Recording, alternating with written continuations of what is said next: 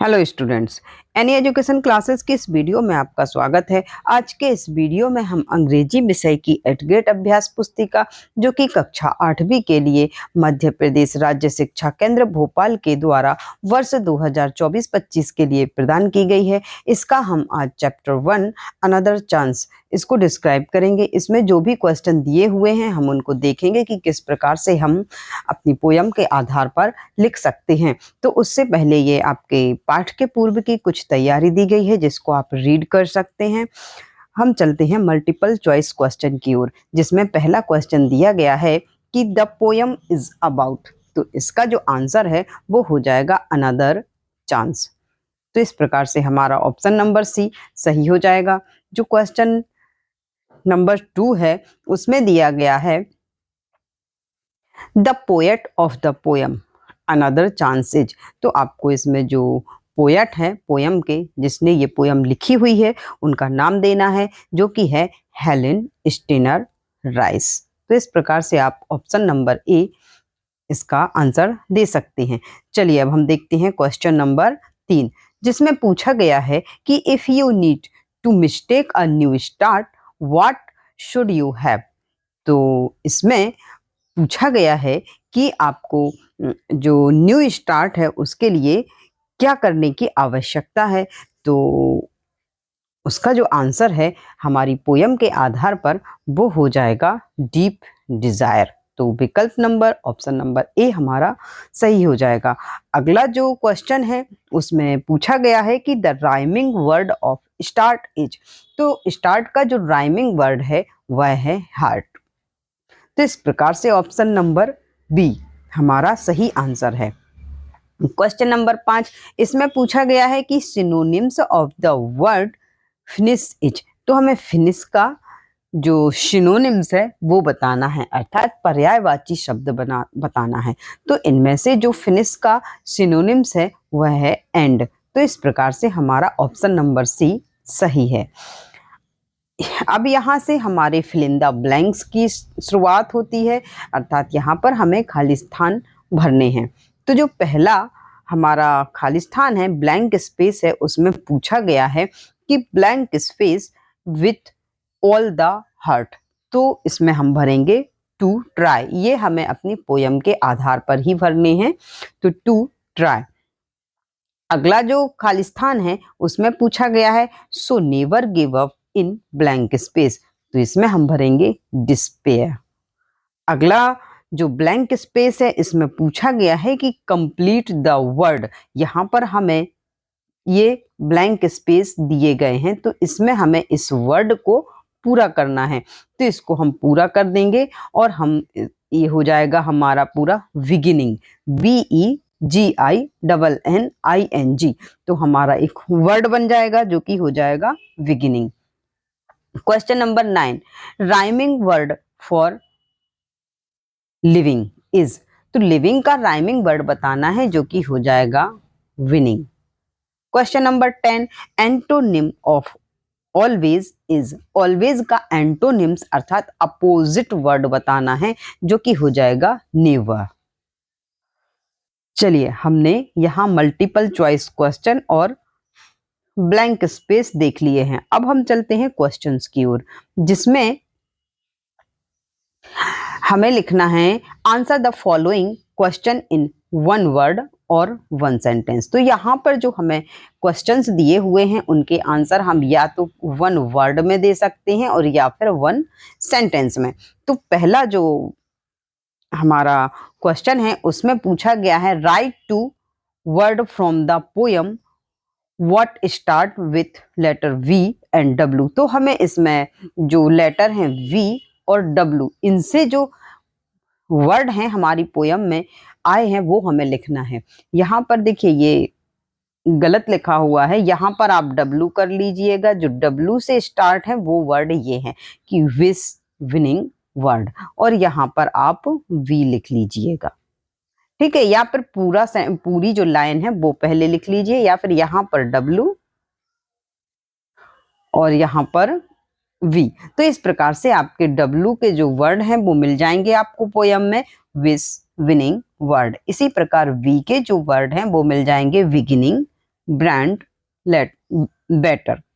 ठीक है, और भी आपको पोयम में जो वर्ड मिले आप उनको भी लिख सकते हैं। अगला जो क्वेश्चन है कि what do we need to make a brand new start.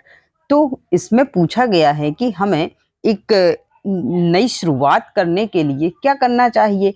तो इसमें हम बताएंगे कि we need only take a deep desire to make a brand new start. तो आपको ये हमारा आंसर है कि टेक अ डीप डिजायर। चलिए अब हम देखते हैं अगला क्वेश्चन, जिसमें पूछा गया है कि right the antonyms of the following word. Fresh का एंटोनिम्स बताना है जो कि हो जाएगा स्टेल। इसी प्रकार question number 14, right word the rhyme with the following word. तो हमारे पास जो वर्ड दिए गए हैं वे और विनिंग, इनके राइमिंग वर्ड बताना है। इनसे जो बोलने में हमारे बोलने में एक से लगते हैं जो शब्द, तो वे का जो राइमिंग वर्ड हो जाएगा वो हो जाएगा डे। इसी प्रकार से विनिंग का राइमिंग वर्ड हो जाएगा बिगिनिंग, जो कि हमारी पोयम में आए हुए हैं, हमने उसी से लिए हैं। चलिए क्वेश्चन नंबर, हाँ यहाँ से हमारे शॉर्ट आंसर टाइप क्वेश्चंस हैं जो उनकी शुरुआत होती है, जिसमें answer the following question in 1 और 2 सेंटेंस। इसमें हमें या तो एक सेंटेंस या फिर 2 सेंटेंस में आंसर देना है। तो पहला क्वेश्चन है जो इसमें पूछा गया है कि right any one stanza of the poem another chance. तो जो हमारी पोयम है अनदर चांस, आपको उसका एक पूरा स्टैंजा लिखना है। तो आप इसमें से कोई भी स्टैंजा लिख सकते हैं। जैसे हमने ये वाला स्टैंजा लिख दिया है कि so never give up in despair and think you are through, for there's always a tomorrow and the hope of starting undue.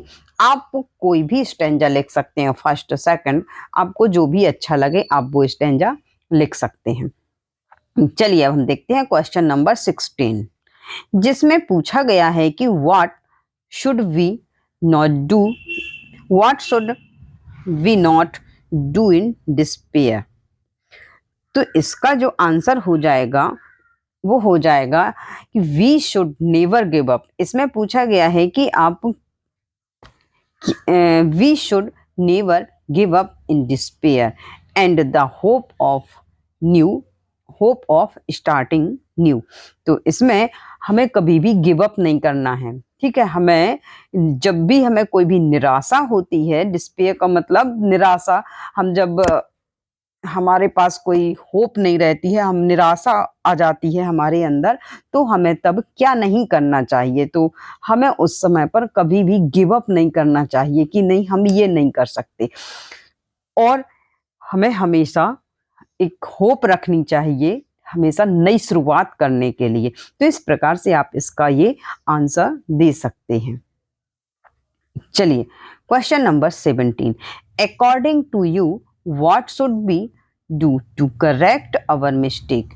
तो इसमें पूछा गया है कि आपके अनुसार, यदि आपके अनुसार आप अपनी मिस्टेक्स को करेक्ट करने के लिए क्या चाहेंगे।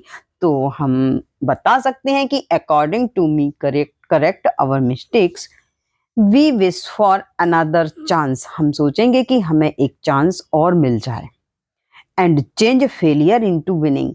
जब हमें ये चांस मिल जाएगा तो हम इसको चेंज कर देंगे, हम जो फेल हुए हैं उस फेलियर को हम किस में बदल देंगे, विनिंग में, जीत में बदल देंगे।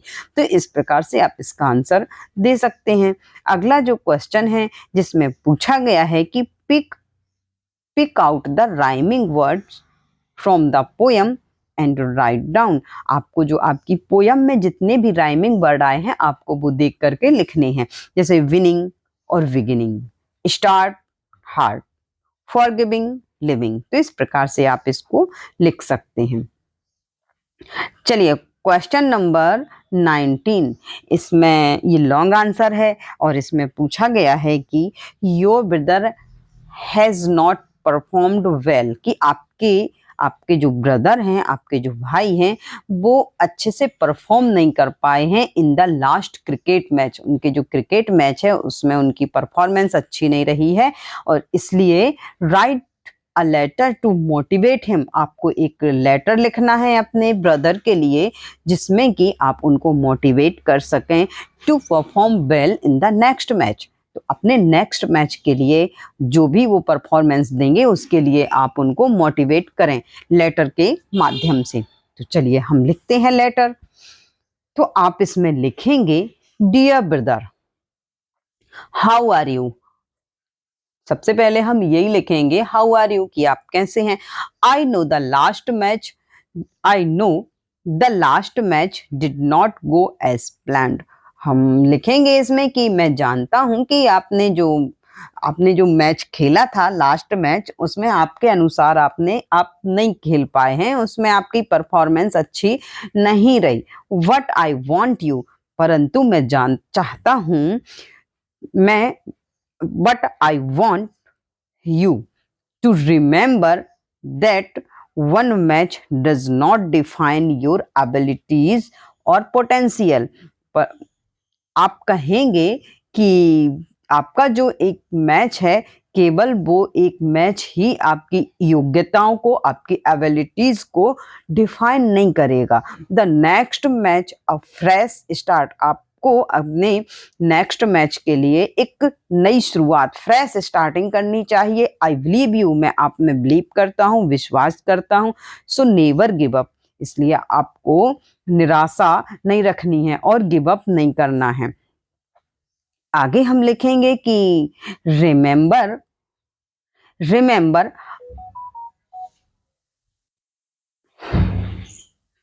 आई am always here to support and cheer, कि याद रखिए कि मैं आपके साथ हमेशा हूं आपके सपोर्ट के लिए। Go out there and give it your all, आप जाइए और आप अपनी पूरी क्षमता के साथ खेलिए। Make your self and our family proud, और आप सभी को प्राउड फील करवाइए। Best of luck for the next match. यहाँ पर आप यो ब्रदर्स, यहाँ पर आप अपना नाम दे सकते हैं और इस प्रकार से आप एक लेटर लिख सकते हैं अपने ब्रदर के लिए और उसमें उनके नेक्स्ट मैच के लिए आप उनको मोटिवेट कर सकते हैं। क्वेश्चन नंबर 20 में देखिए, आपको ये पिक्चर है जो ये देखना है। Look at the picture and answer the questions give below. आप इस पिक्चर को अच्छे से देखिए, फिर यहाँ पर कुछ क्वेश्चंस दिए हुए हैं जिनके आपको आंसर देना है। जिसमें पूछा गया है कि द पिक्चर शो अस आ, तो ये पिक्चर है जो उसमें हमें क्या शो हो रहा है, तो इसमें से हमें जंगल दिखाई दे रहा है, तो हमारा ऑप्शन नंबर बी जंगल सही हो जाएगा। फिर पूछा गया है कि which animal do you see in the picture, तो इस पिक्चर में कौन दिखाई दे रहा है, तो इस पिक्चर में हमें हिरन, डियर दिखाई दे रहे हैं। अगला जो क्वेश्चन है how many trees are there, तो उसमें हमें एक पेड़ दिखाई दे रहा है, तो हम लिख देंगे 1। Do you see a tiger in the picture, तो हमें कोई भी टाइगर नहीं दिखाई दिया, इसलिए हमने लिख दिया no. Arrange the given letters to from a meaningful word, हमारे पास ये जो लेटर है ये दिए गए हैं, इनको आपको अरेंज करना है जिससे कि एक मीनिंगफुल वर्ड बन सके। तो हमने इसको अरेंज करके ग्रास कर दिया, ठीक है। तो इस प्रकार से आप इसको अरेंज कर सकते हैं। चलिए, हमने इस चैप्टर के जो सारे क्वेश्चंस हैं उनको सॉल्व कर लिया है। तो आई होप कि आपको वीडियो पसंद आया होगा, और यदि वीडियो पसंद आया है तो आप वीडियो को लाइक करें, चैनल को सब्सक्राइब अवश्य कर लें ताकि आने वाले वीडियो का नोटिफिकेशन आपको मिल सके। तो चलिए, अब हम मिलते हैं हम अपने नए वीडियो में। खुश रहिए, मस्त रहिए, ऐसे ही स्टडी को जारी रखिए। जय हिंद, जय भारत।